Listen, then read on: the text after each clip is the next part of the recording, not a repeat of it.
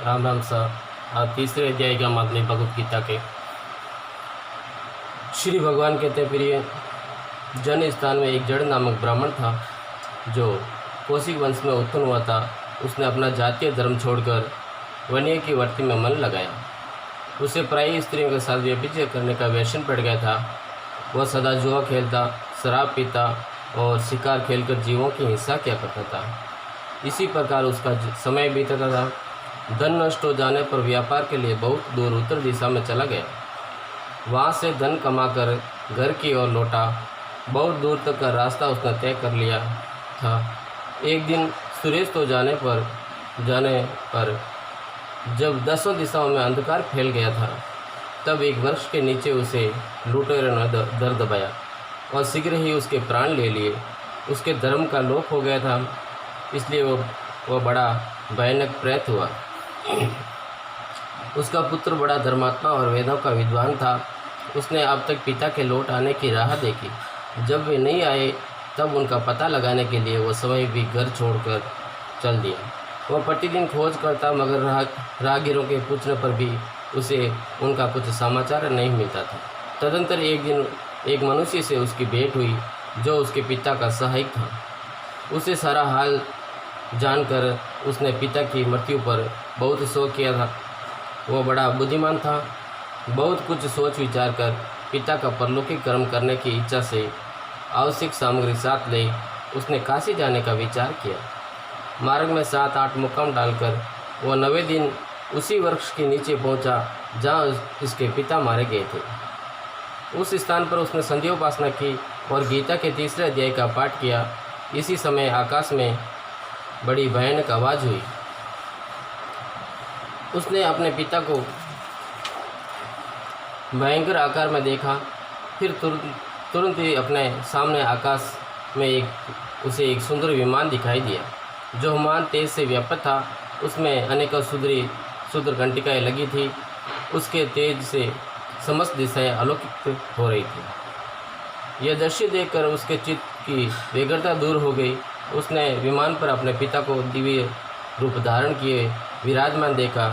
उनके शरीर पर पीताम्बर शोभा पा रहा था और मुनिजन उनकी स्तुति कर रहे थे। उन्हें देखते ही पुत्र ने प्रणाम किया। तब पिता ने भी उसे आशीर्वाद दिया। तत्पश्चात उसने पिता से यह सारा वृत्तांत पूछा। उसके उत्तर में पिता ने सब बातें बताकर इस प्रकार कहना आरंभ किया कि बेटा, देववश मेरे निकट गीता के तृतीय अध्याय का पाठ करके तुमने इस शरीर के द्वारा किए हुए दुस्तेज कर्मबंध से मुझे छुड़ा दिया है। अतः अब तुम घर लौट जाओ, क्योंकि जिसके लिए तुम काशी जा रहे थे वो प्रियजन इस समय तृतीय अध्याय के पाठ से ही सिद्ध हो गया है। पिता के यो कहने पर पुत्र ने पूछा, तात, मेरे हित का उपदेश दीजिए तथा और कोई कार्य जो मेरे लिए करने योग्य हो बताइए। तब पिता ने उससे कहा, अनज, तुम्हें यही कार्य फिर करना है। मैंने जो कर्म किया है वही मेरे भाइयों ने भी किया था। इससे वे भी घोर नरक में पड़े हैं। उनका भी तुम्हें उद्धार करना चाहिए तथा मेरे कुल के और भी जितने लोग नरक में पड़े हैं उन सब का भी तुम्हारे द्वारा उद्धार हो जाना चाहिए। यही मेरा मनोरथ है बेटा। जिस साधन के द्वारा तुमने मुझसे संकट से छुड़ाया है उसी का अनुष्ठान औरों के लिए भी करना उचित है। उसका अनुष्ठान करके उससे होने वाला पुण्य उन नारकी जीवों को संकल्प करके दे दो। इससे वे समस्त पुरुष मेरी तरह यातना से मुक्त हो स्वल्प काल में श्री विष्णु के परम पद को प्राप्त हो जाएंगे। पिता का यह संदेश सुनकर पुत्र ने कहा, तात, यदि ऐसी बात है और आपकी भी ऐसी ही रुचि है तो मैं समस्त नारकी जीवों का नरक से उद्धार कर दूंगा। यह सुनकर उसके पिता बोले, बेटा, एवं तुम्हारा कल्याण हो। मेरा अत्यंत प्रिय कार्य संपन्न हो गया है। इस प्रकार पुत्र को आश्वासन देकर उसके पिता भगवान विष्णु के परम धाम को चले गए। तत्पश्चात वह भी लौटकर जनस्थान में आया और परम सुंदर भगवान श्री कृष्ण के मंदिर में उनके समक्ष बैठकर पिता के आदेशानुसार गीता के तीसरे अध्याय का पाठ करने लगा। उसने नार की जीवों का उद्धार करने की इच्छा से गीता पाठ जनित सारा पुण्य संकल्प करके दे दिया।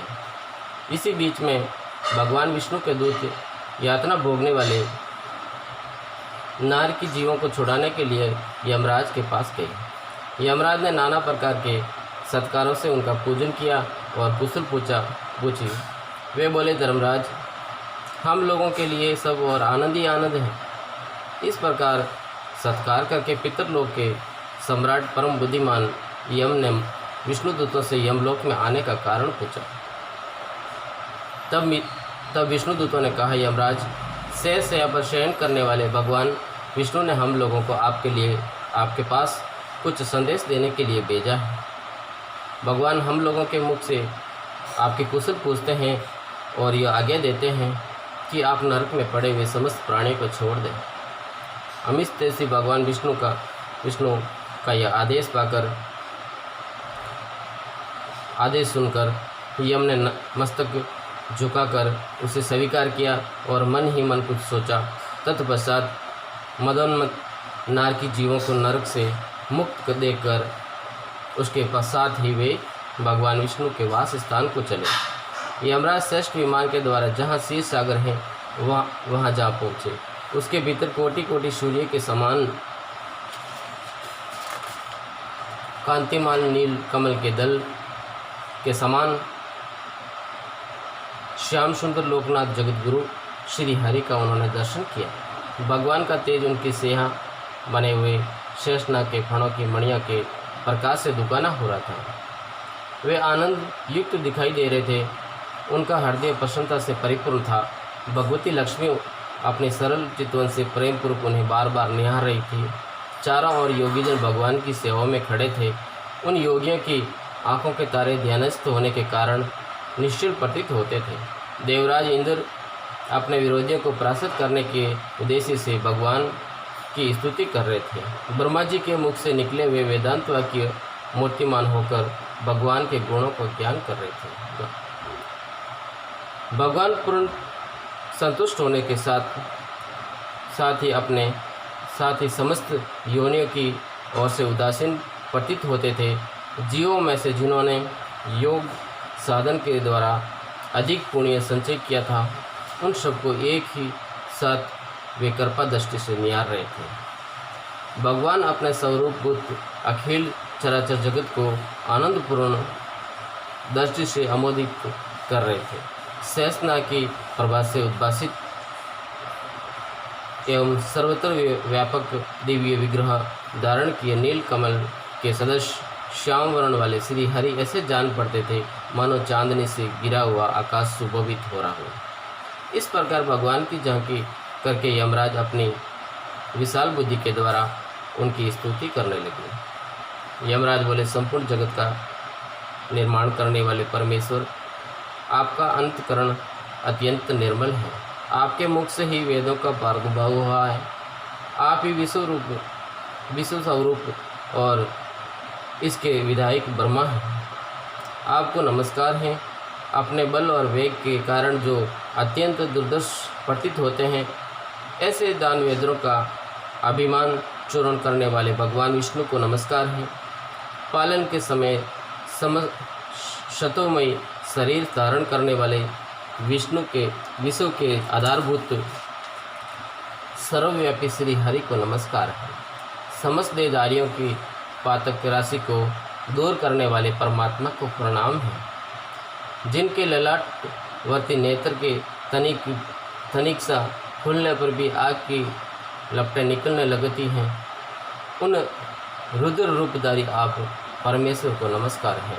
आप संपूर्ण विश्व के गुरु, आत्मा और महेश्वर हैं।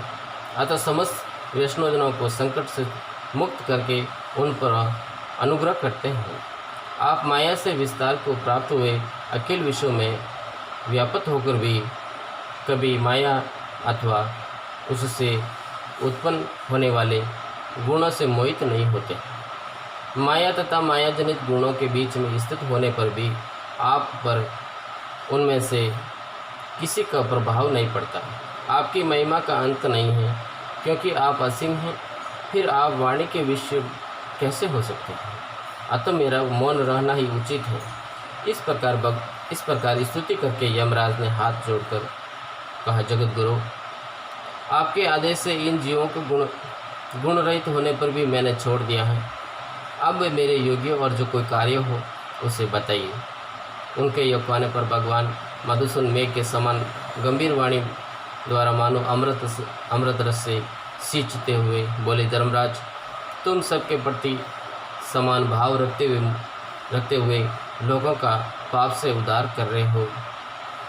तुम पर देदारियों का भार रखकर मैं निश्चिंतित हूँ।